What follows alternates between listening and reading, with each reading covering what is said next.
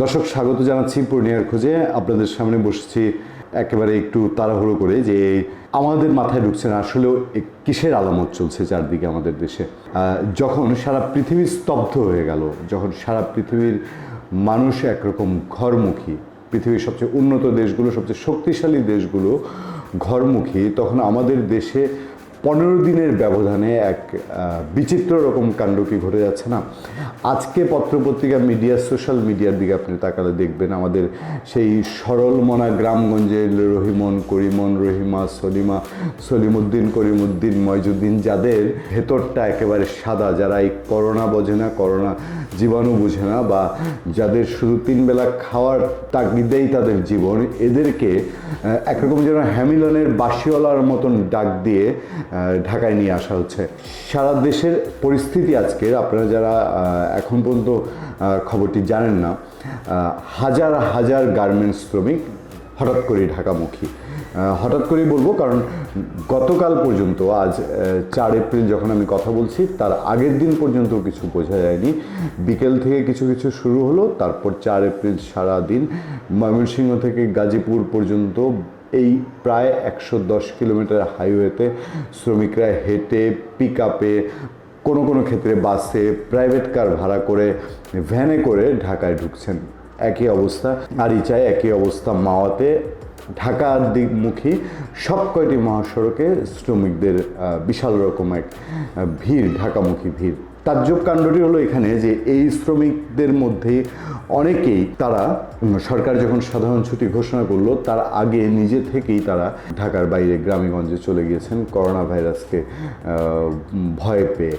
এবং সেই সময়টাতে বাংলাদেশে মোটামুটি করোনা ভাইরাস চিহ্নিত হয়ে গেছে, ধরা পড়লো প্রথমবার। এবং ততদিনে কতটুকু ছড়িয়েছে না ছড়িয়েছে সেটির অবস্থা সত্যিকার কি, এটা বোঝা যাবে আর কয়েকদিন পর।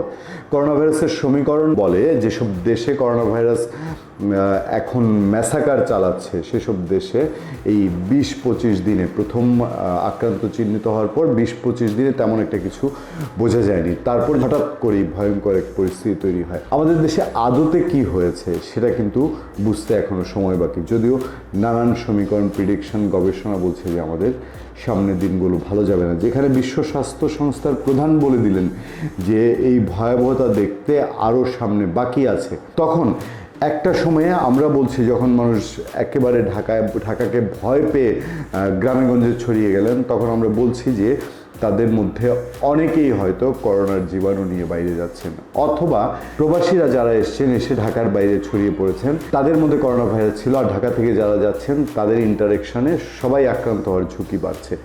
এই লোকগুলোই আবার 15 দিনের মধ্যে ঢাকায় আবার ফিরে আসছে। এখন কথা হচ্ছে গার্মেন্টস ইস্যুতে। গার্মেন্টস মালিকদের একজনের কথাই আমার জানা এবং বোঝা যথেষ্ট, নিশ্চয়ই আপনাদের কাছেও তার এই টুকি যথেষ্ট হবে।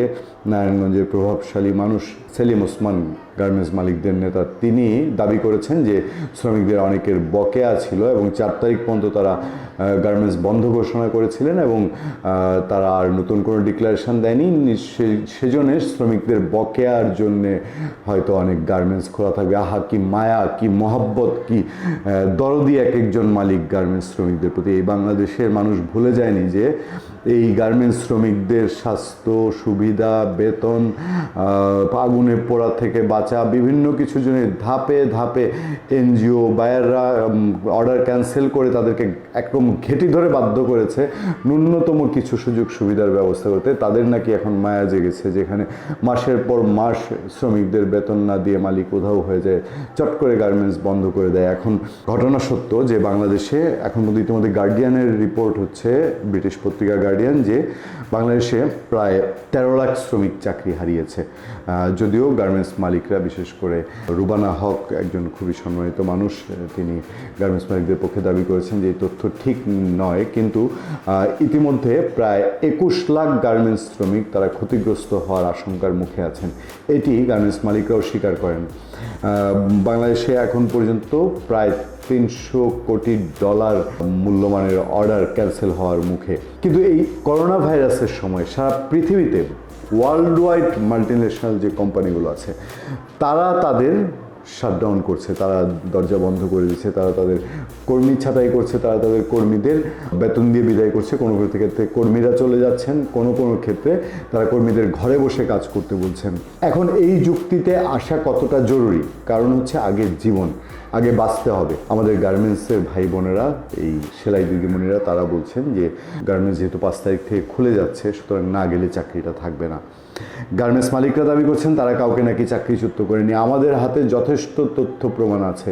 আমরা মিরপুরের কয়েকটি গার্মেন্টসের কথা জানি যে এই করোনা ভাইরাস বাংলাদেশে শনাক্ত হওয়ার পরপরই অর্ধেক থেকে কেউ কেউ অর্ধেক, কেউ কেউ পূর্ণাঙ্গভাবে কর্মী ছাঁটাই করেছেন এবং আমাদের কাছে মানুষজন এসে কান্নাকাটি করেছে, যোগাযোগ করার চেষ্টা করেছে যে আমরা যেন গার্মেন্টস মালিকদের রিকোয়েস্ট করি তাদের এই শ্রমিকদের জন্য চাকরি, 15 দিন 20 দিন হয়েছে চাকরি দেওয়া হয়েছে, সেই শ্রমিককে না করে দেওয়া হয়েছে এই করোনার উছিলা ধরে। আর সেই মালিকরা এখন মহব্বত দেখাচ্ছেন, বেসিক্যালি তারা তাদের সেই বিত্তবিলাসের বিশাল ডলারের হাজার হাজার কোটি টাকার শত শত কোটি ডলারের যে মহব্বত, সেটার কারণে পুরো জাতিকে এখন একটি হুমকির মুখে ঠেলে দিচ্ছেন। এবং এই মানুষগুলো যারা 3 বেলা পেটের দায়ে 12 ঘন্টা 14 ঘন্টা 16 ঘন্টা 18 ঘন্টা পর্যন্ত সেই মেশিনে দাঁড়িয়ে, লাইনে দাঁড়িয়ে ডিউটি করে, সেই মানুষগুলোকে একটা রকম ব্লাব দিয়ে মৃত্যুর মুখে আনছেন। আমরা বলবো একরকম মৃত্যুর আগুনে মানুষগুলোকে ঝাঁপ দেওয়ার জন্য আছে, যেখানে বাংলাদেশে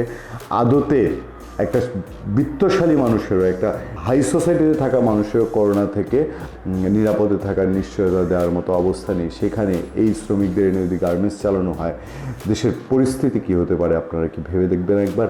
শেষতক শুধু সরকারের কাছে অনুরোধ, ঢাকার রাস্তায় আমরা আমাদের শ্রমিক ভাইয়েরা, আমাদের রিক্সা চালক ভাইয়েরা পুলিশের লাঠির বাড়ি খেয়েছেন দুবেলা ভাতের জোগাড়ের জন্য, কিন্তু তারপর জীবন বাঁচাতে চান।